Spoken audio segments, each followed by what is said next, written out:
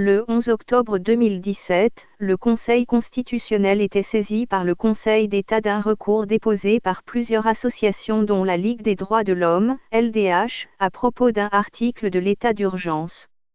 Cette question prioritaire de constitutionnalité, QPC, portait sur le deuxième alinéa de l'article 5 de la loi, qui donne au préfet le pouvoir d'instituer par arrêté des zones de protection ou de sécurité où le séjour des personnes est réglementé.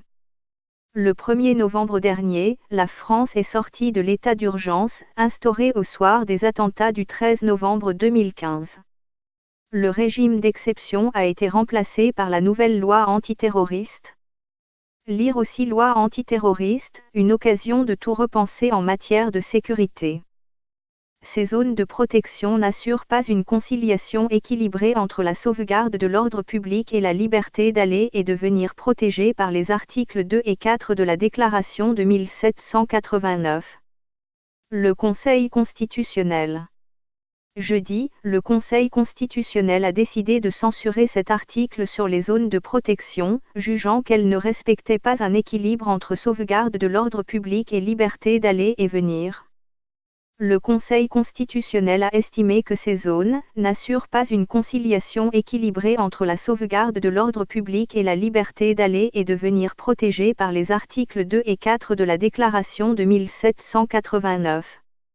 Le législateur n'a pas défini la nature des mesures susceptibles d'être prises par le préfet pour réglementer le séjour des personnes à l'intérieur d'une telle zone et n'a encadré leur mise en œuvre d'aucune garantie, explique le Conseil constitutionnel.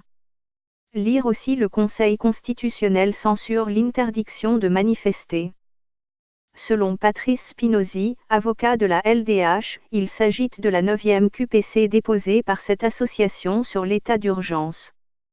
C'est la 6e abrogation partielle ou totale que l'on obtient, cela montre bien que notre action est légitime, se félicite l'avocat. Le 1er décembre, le Conseil constitutionnel avait censuré un article de la loi sur l'état d'urgence à propos notamment des contrôles d'identité et des fouilles de bagages, jugeant ces mesures insuffisamment encadrées et donc incompatibles avec le respect de la vie privée et la liberté de circulation.